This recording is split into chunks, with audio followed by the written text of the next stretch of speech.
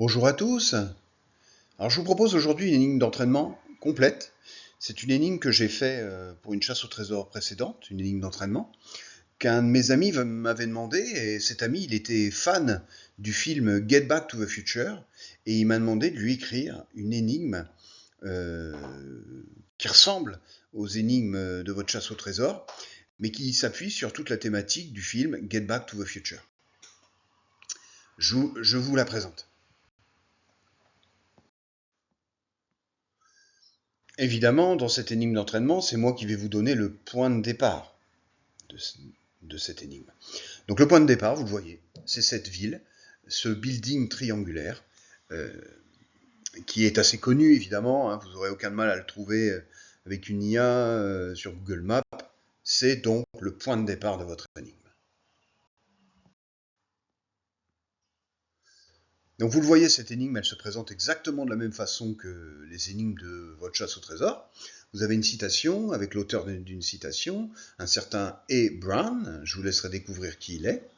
Vous avez un texte, évidemment, qui va vous donner des informations sur un cap à calculer, une distance à calculer, et enfin, tout en bas, une description de votre lieu d'arrivée. Et puis enfin, pour finir, vous avez également des images qui sont des indices qui concerne soit le cap, soit la distance à parcourir, soit la destination, ou voire même la citation. Alors, je vous laisse travailler dessus. Donc, pour information, c'est une énigme qui a eu pas mal de succès, parce qu'elle intéresse beaucoup les lycéens qui sont passionnés de cinéma. Hein. Il faut savoir que ce film, Get Back to the Future, a eu beaucoup de succès. Hein. Il avait un scénario absolument remarquable. Et donc, il intéresse beaucoup les lycéens. Et en termes de niveau de difficulté, considérez que c'est une énigme qui est peut-être, allez, 2 fois plus facile à résoudre que les énigmes de votre chasse au trésor.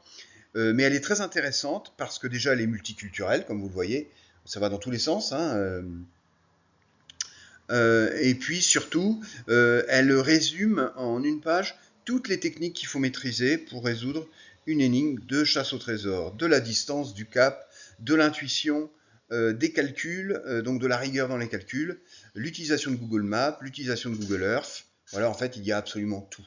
Si vous réussissez à faire ça, vraiment, vous allez faire un pas de géant en termes de maîtrise des chasses au trésor.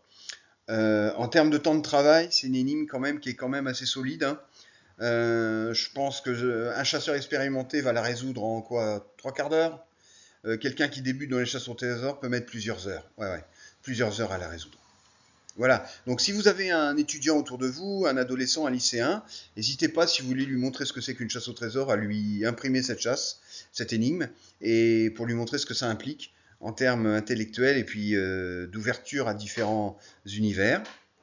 Et je pense que ça leur plaira beaucoup. Allez, je vous dis à très très bientôt.